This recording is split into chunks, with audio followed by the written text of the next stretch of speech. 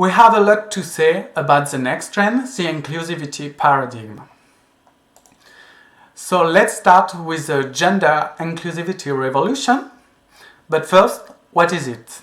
It's all about opening the ways we define ourselves and especially gender. This recent survey shows us that more than 60% of people in the world already define themselves as non-binary. It is revolutionary. Our existing codes and norms to define people are completely out. It's a new era with new codes and new words. Indeed, a key takeaway from this survey is that several terms had to be added to the checkbox options because they were typed in by over 1% of 1% of participants. These words are dummy boy, dummy girl, gender non-conforming, etc.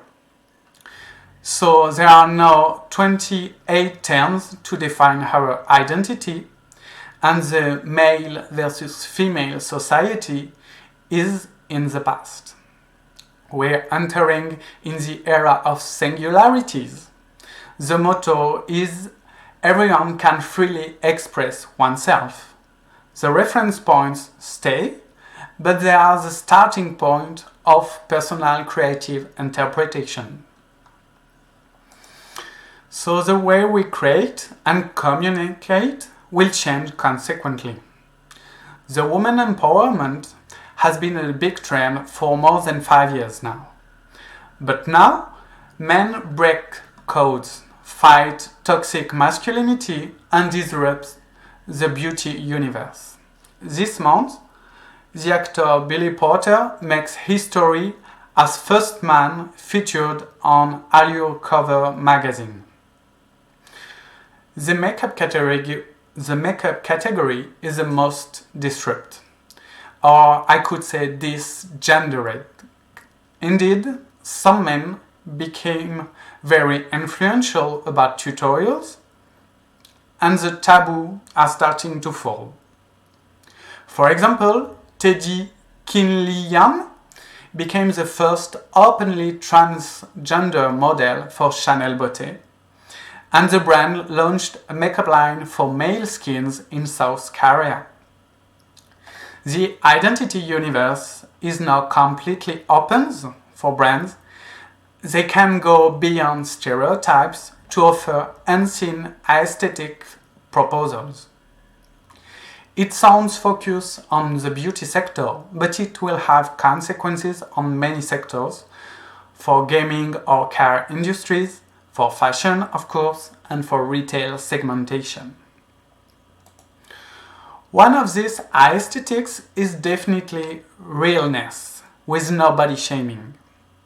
The diktats of beauty, the supremacy of the young, white, Caucasian, blue-eyed female beauty is outdated. Out fantasy in reality.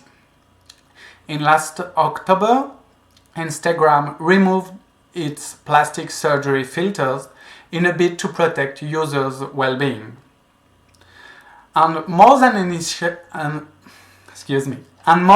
initiative, the Beauty Unaltered is a movement in the US. Kerry Washington goes Photoshop-free for a Neutrogena campaign, and a watermark is here to indicate it.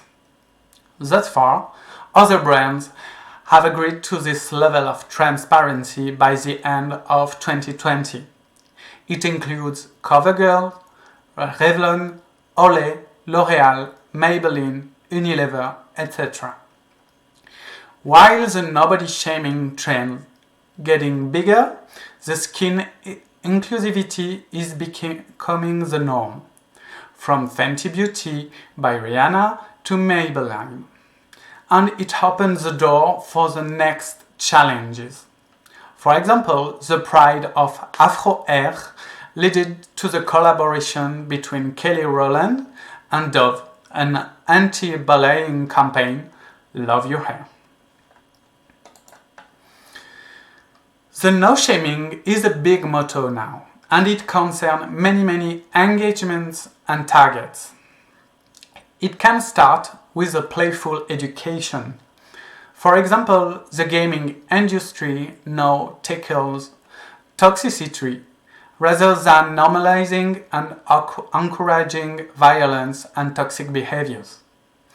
Microsoft has launched new anti-bullying filters and released on October 2019, Concrete Genie is a game encouraging players to counter negativity with creativity, offering a new framework of positivity in the gaming community. But the education and awareness doesn't concern only kids but also adults. The French Instagram account Personnes racisées versus Grindr denounces racism against Black, Arab or Asian guys on the sex date app Grindr. And the initiative has been followed by the French AIDS to denounce shaming of fat guys. I'm not sure you can understand what's written in French here, but it's pretty trashy. So beyond environmental engagement, brands have the opportunity to make purpose and reinvent product, retail, but also idols and aesthetics, depending on their own vision of gender marketing.